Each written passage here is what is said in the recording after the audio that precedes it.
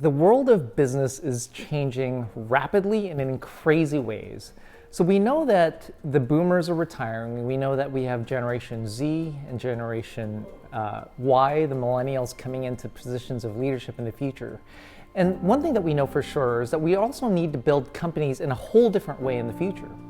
So we've tried to build the perfect company with businesses like Apple and Facebook and Google.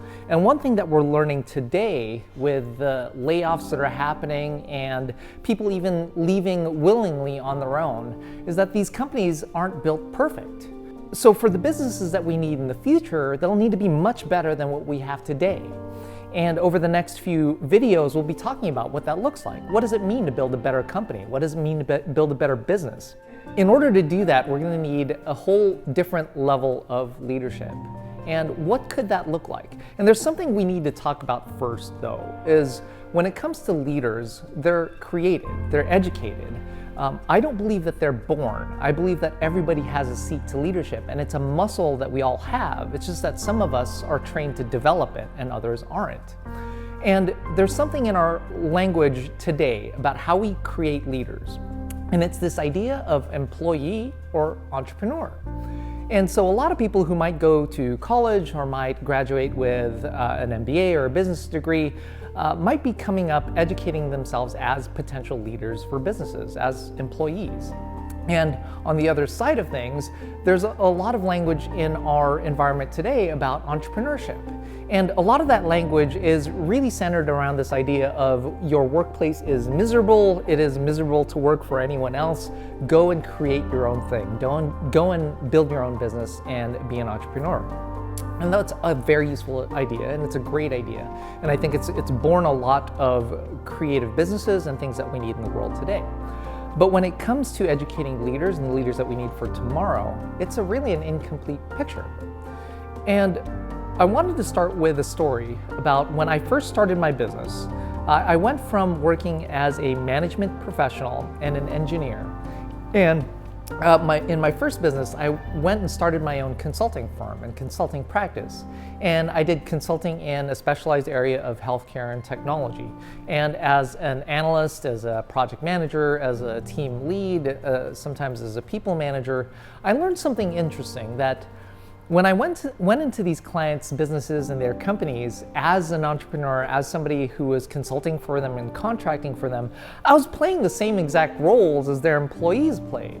I oftentimes was a project manager alongside the business's own project managers, or I was an analyst alongside the business's own analysts. But what I found was that going in as an entrepreneur, going in as somebody who was responsible for my own destiny in my own business, I was able to function at a level completely differently than the employees who worked for the companies. And so I started to try and understand that more. What is it about performing and doing a job with a different mindset of somebody who's responsible for themselves versus somebody who expects their business or their employers to give them permission to do things? What does that mean to perform differently, and what freedoms did it give me to perform as a consultant in a completely different way than their employees did? What I started to learn was that there was a lot of education in the entrepreneurship space that I really used to help my development as an employee, which was kind of ironic. And so I found that ultimately there's something in working as an employee and being educated as an employee that doesn't serve you well in terms of your individual growth. And that's something of a learned helplessness. And so there was something that I was able to do as a consultant and a contractor by not being an employee. When I was working in those environments, I didn't need to wait for permission. I didn't need to wait for endorsement. A lot of the times I was able to implement my ideas, implement my recommendations, or at least put them forward and say, this is the best thing to do, this is the right thing to do, what do you think about this? And there's something to be said for the way that external people are treated when you're a consultant, that you have a degree of respect or a degree of freedom that you're given as opposed to somebody who's an employee of the business. And so the thing that I learned from that was that in being able to go in as an entrepreneur, I was actually able to be a better employee by being able to put my ideas forward and not be married to whether or not they make me look good or whether or not they will result in a promotion or what rewards it'll get me. My job was to get the result that they wanted and to get the job done. And so it left me free to bring that creativity, bring all those ideas, and to function more confidently, ultimately, in that environment. And I think in employment, when you're learning to be an employee, the learned helplessness that comes into play is when you're expecting someone else to be responsible for your development or your improvement. And when someone else is responsible to give you permission or to give you direction in how you improve, it really cuts you short in terms of your own ability to develop how you lead yourself and how you determine, this is how I want to develop as a professional. This is what I think is good. This is what I think will serve the business well, will serve our clients well. And I want to develop in this way. And so that's one way in the world of educating leaders through employment that I think is lacking today. And on the other side of things, when I started my business as a consultant, I started to engage more entrepreneurs and entrepreneurs who left the working world to be their own boss. And there's something lacking, though, if we rely fully on the educational system of how we educate entrepreneurs. And it's great that people learn to start businesses, learn to raise capital, learn to create a solution that serves a certain market. Those are all great things to learn through entrepreneurship. The challenge, though, and what's broken in that system of educating, if we're only educating leaders through entrepreneurship today, is this one expectation. So one thing that entrepreneurs have, that I encountered that they struggle with is when they start their own teams. And so when they've created their own companies, when they've hired people, when they've created a team around them, they left the world of employment because they wanted to be their own boss. And they might have left because of how broken leadership was or how bad it felt to work for someone else. But how does that person who left the working world because of those reasons become a great manager or leader themselves if they decided that being in a corporate environment, running a bit, like being in a business in that way wasn't for them? So the challenge that they had was, how do I then start a business and turn it into a company? How do I create an environment where people can work and succeed and be a manager in that environment and not just the entrepreneur? And so that's one way that the world of entrepreneurship is incomplete in terms of a system of educating leaders. And so what's better? What does this look like in the future? And we have certain trends. So when you look at the gig economy, when you look at side hustles, when you look at those trends with people taking into their own hands how they want to develop, how they want to serve, how they want to grow, that's really a key to the future. That's really one of the trends that's driving us towards what the future of leadership education will look like. And it has to change in one specific question. So for years, decades even, I think when the world industrialized, I think we learned to ask children, what do you want to be when you grow up? What is the one thing you want to be when you grow up? And I think a lot of people have lost sleep over that question. And even through college and even in their working world, working careers, they've questioned, did I make the right decision? Am I the one thing I'm supposed to be?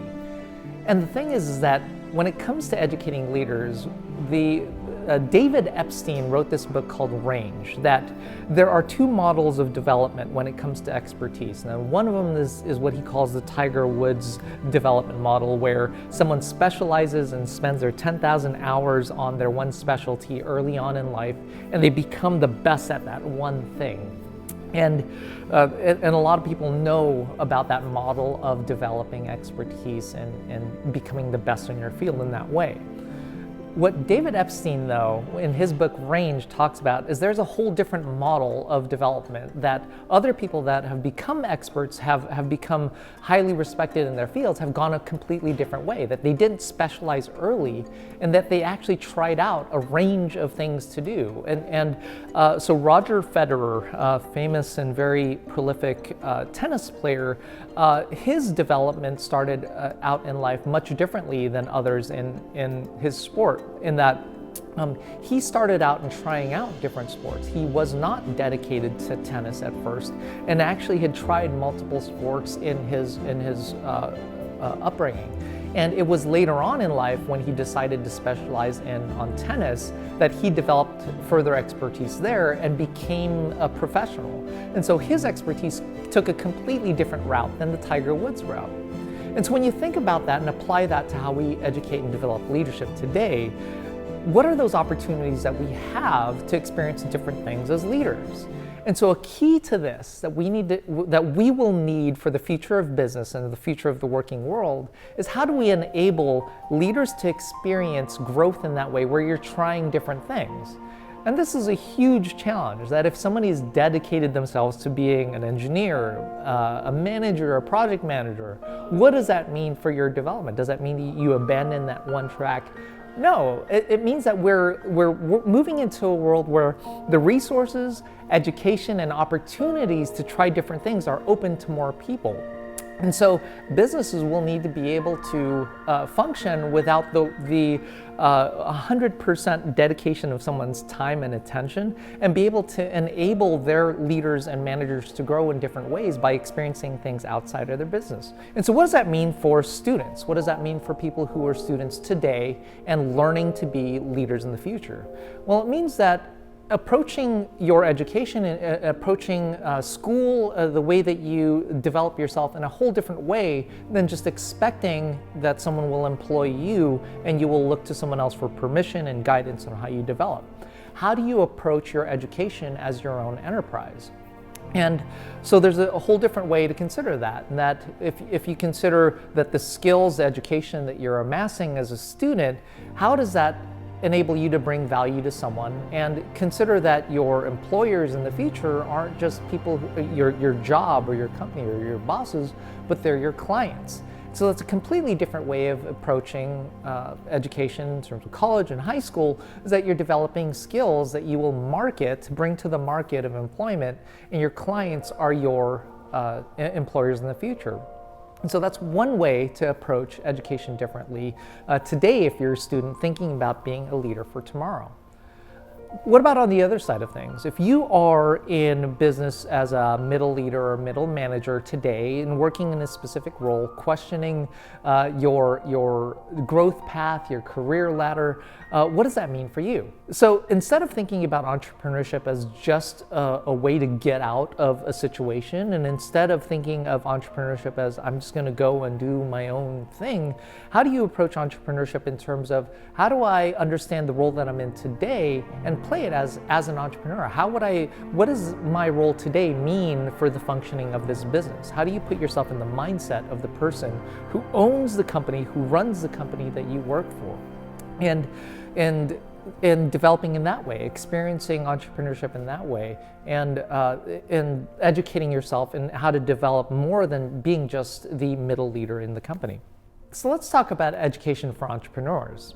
And so one thing that comes with entrepreneurship education today is that you'll hear a lot about mindset, and these are important and good things to learn about. But there's also a side of it that's missing, in terms of when you've gone to create your business and you've gone to prove that your business is viable and valuable to someone and valuable to clients, how do you graduate to start to create a company? And so this is going to the other side of the fence, is understanding what it takes to run a company versus start a business. And so it's developing the skills in management about how do you educate your managers, how do you enable your managers to deconstruct your business and to do a specific role and not have to be entrepreneurs themselves to understand your business. And so there's this disconnect here where an entrepreneur or a founder will know what it takes, will know what sacrifices it takes to run a business, but then will forget what it takes to be a manager. Because once an entrepreneur has graduated from that level of sacrifice and willingness to give of themselves to start a business, you start to expect that of the leaders who work from you. The problem that introduces is that a business that relies on your employees, that relies on your managers functioning like entrepreneurs and functioning like people who will sacrifice above and beyond their salaries or that agreement that you've made for compensation, is ultimately unsustainable. And so you tend to create an environment where you have a high level expectation for performance, but a capped level of compensation or rewards for your team. And so functioning as an entrepreneur, as a leader who expects your teams to sacrifice like a founder is unreasonable. And it's not something that will lead to creating a level of management and a level of leadership within your business that's sustainable. And so the future of business, the future of companies is this. It's one where we can educate leaders who can function as employees and entrepreneurs with the same set of skills. And it starts with educating students today about how to approach your career planning, of how to approach your education as an enterprise, your first enterprise. And it also starts with people who are in middle management today, about how you educate yourself to develop as an entrepreneur without needing to think that I'm just going to leave and start my own business, but how do you function as an entrepreneur, as somebody who doesn't look for permission, who doesn't look for someone else to create your career path for you, but how do you take responsibility for your own growth and development? So that is the future of the business world. That's the future of how companies will be built, and the future of how we need to educate leaders to create that future. So employee or entrepreneur, that question's kind of outdated. You're going to be both in the future. It's just a matter of time. So why not educate yourself that way today?